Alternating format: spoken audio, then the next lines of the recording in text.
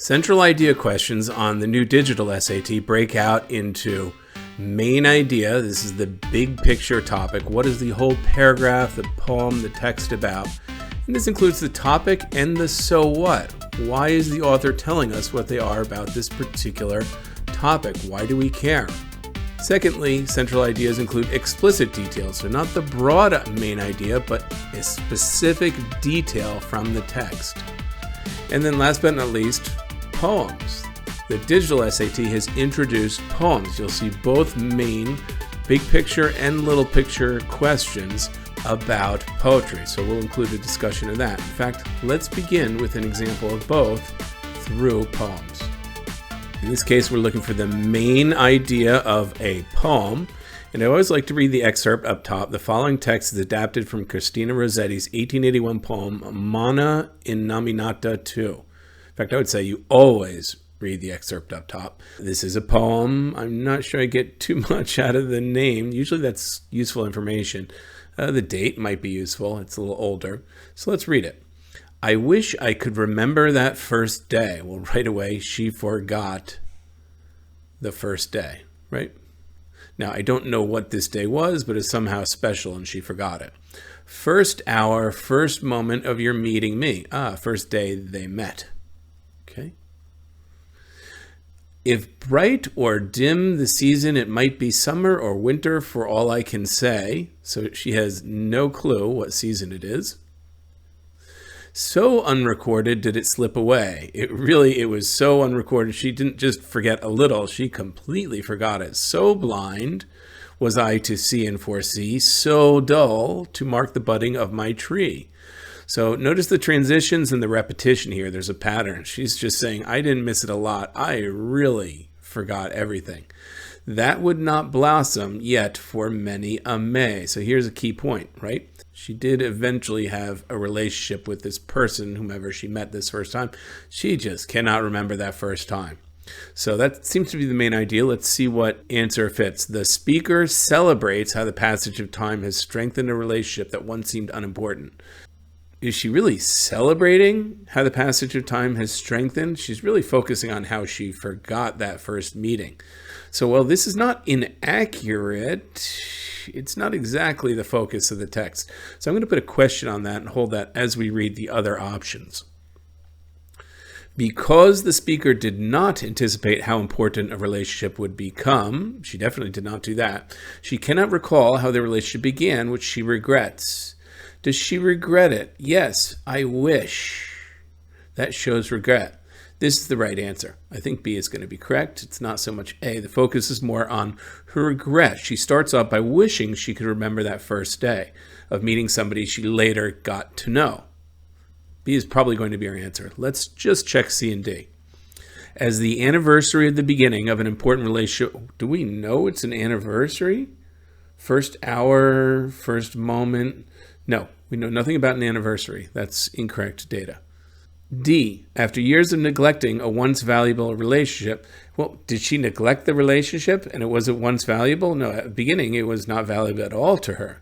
And after years, this is just information that's not in the text, not in the passage. B, the correct answer is B. So notice in poetry, we stick to the text. We focus on the ideas. Wish, we focus on the transitions and the patterns. We try and get some idea of positive and negative. We still use the same word clues we do outside of poetry. Okay, this one is a little more focused. What way is the human mind like a flower? So here's the beginning. The following text is from Ezra Pound's 1909 poem, Hymn 3, based on the work of Marcantonio Flaminio. Okay, so always read that up front. The poems, we don't get too much out of it as much as we do in other texts, but still it's a definite read. And now we've got a focused or specific question we need to find out about. As we read it, what way is the human mind like a flower? Let's keep that in mind. As a fragile and lovely flower unfolds its gleaming foliage on the breast of the fostering earth. So I get the idea of growing, birth, new, everything's positive and unfolding. If the dew and the rain, draw it forth, okay? So the dew and the rain, they draw forth a flower. Dew, rain, flower grows. So doth my tender and mind flourish. So this is basically in the same way. So the same way as my tender mind flourishes if it be fed with the sweet dew of the fostering spirit. So the dew, in the mind's case, is spirit. Spirit allows the mind to grow. Lacking this, so here we have an opposite idea. We're lacking something. It beginneth straightway to languish, even as floweret born upon dry earth, if the dew and the rain tend it not. So in the absence, it actually just falls away. It doesn't grow. So, okay, let's see how the human mind is like a flower. There's a direct comparison from dew equals spirit, and that like a flower grows causes the mind to grow. So A, becomes increasingly vigorous with the passage of time. No, there's no sense of becoming more vigorous over time. That wasn't in the passage. It draws strength from changes in the weather. No, that's kind of mixing up facts and ideas. It requires proper nourishment in order to thrive. That's very clear. The mind needs the nourishment of the spirit. The flower needs the nourishment of the dew, and he uses that comparison or analogy throughout. If the dew and the rain tend not to his mind, he's referring to the spirit that grows his mind. Let's just check D. If it perseveres despite challenging, no, nothing about challenging circumstances there. C is the correct answer. Okay, what does the text indicate about the discovery of the sandal? So this is more an explicit, specific focus on detail here, not a main idea question. So that said, let's take a look at it. We want to keep in mind, what does it indicate, the discovery of the sandal? So the ice melted in a Norwegian mountain during a particularly warm summer in 2019, revealing a 1,700-year-old sandal to a mountaineer looking for artifacts. The sandal would normally have degraded quickly, but it was instead well preserved for centuries by the surrounding ice. So cool, this guy found a 1,700-year-old sandal in the ice. According to archaeologist Finstad and his team, the sandal, like those worn by Imperial Romans, wouldn't have offered any protection from the cold in the mountains. So some kind of insulation, like fabric or animal skin, socks basically, would have been needed to warm on the feet with the sandal. What does the text indicate about the discovery of the sandal? There was a sandal that was from long, long ago, and it was frozen in ice, but there must have been more to the sandal because it's in the cold, so the user must have had socks or something to protect from the cold. A, temperatures contributed to both protecting and revealing the sample. Yes, that's true, actually. Not exactly my guess or summary of the main idea, but that is what makes this kind of interesting. It's a particularly warm summer. We get the sandal after 1,700 years, but it was in the mountains with centuries of surrounding ice.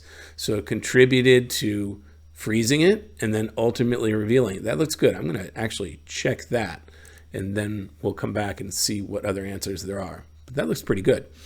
B, the discovery revealed that the Roman Empire had more influence on Norway. No discussion of Norway or the influence of the Roman Empire. That's just not in the passage. It was probably a Roman sandal. That's all we know. C, archaeologists would have found the sandal eventually. Nope, that's completely hypothetical. Okay, there is no actual evidence for that. We cannot conclude that. That's wrong. The sandal would have degraded if it hadn't been removed from the ice. Again, no, we have no idea. It could have stayed in the ice another 1,700 years for all we know. The correct answer is that we know the temperatures contributed to the revealing of the sample, and the ice, the freezing, helped protect it for 1,700 years. A is the correct fact. We've got a main broad idea question here, unlike sometimes our typical explicit detail type question for the central ideas. To protect themselves from being attacked, hagfish, jawless marine animals that resemble eels, will release large quantities of slimy mucus like threads. Because these threads are unusually strong and elastic, Scientist Atsuko Negishi and her colleagues had been trying to recreate them in a lab as an eco-friendly alternative to petroleum-based fibers that are often used in fabrics. So we've got this big eel, and he seems to release these threads, right? And they could be used maybe as nylon or yarn or something, who knows, but as an eco-friendly version of it. So that's what they're trying to recreate. The researchers want to reproduce the threads in the lab because farming hagfish for their slime would be expensive and potentially harmful to the hagfish. So they don't want to hurt the fish, and they can't really collect it and farm it. So they want to replicate the threads. The slimy threads that hagfish release might help researchers create a new kind of fabric. That's definitely a main idea here, right? That is kind of the broad idea. Hagfish have inspired researchers to develop a new petroleum-based fabric. Hagfish have inspired. This is enticing, but do we know the researchers are inspired? We know because the threads are strong and elastic, they're trying to recreate them, but it doesn't say inspiration here. So B is wrong. Subtle wrong. That probably will catch a lot of students, but it's wrong. C, hagfish are not well suited to being raised in captivity. Okay, that's an idea. They do say, they don't want to, well, it doesn't really say that actually. They don't want to harm the hagfish and their slime. Farming and hagfish for slime would be expensive. So raising the captivity is expensive. So is it not well suited because it's expensive? Perhaps. So I'll give it the benefit of the doubt. This is a true statement, but it's not really relevant. So it's not a main idea. This is just an extra detail or evidence, which is often a wrong answer in a broad main idea question. Something that's too narrow that focuses on particular details. This is a main idea question, not explicit details. D, the ability of hagfish to slime their attackers compensates for their being jealous. Okay, that's not at all the point. That's completely irrelevant. The main idea here is that the hagfish releases some type of fibers that might help researchers create a new fabric. That's the correct answer.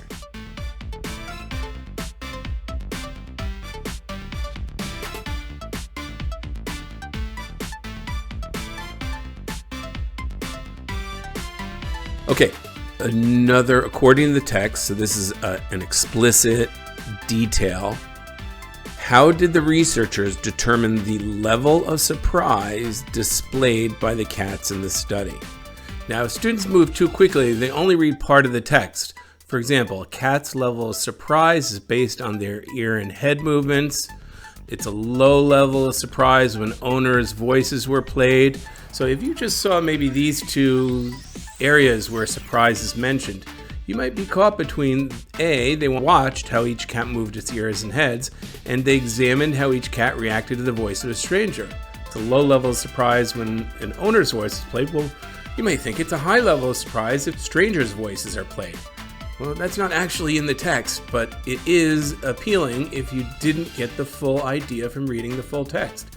Again, I know you guys like to rush through the exam, you're under time pressure, but on these reading prompts, these reading concepts, you have to proactively read the text, get all the ideas out. You're just skimming through it, that's not going to help you. It's just going to lead to wrong answers.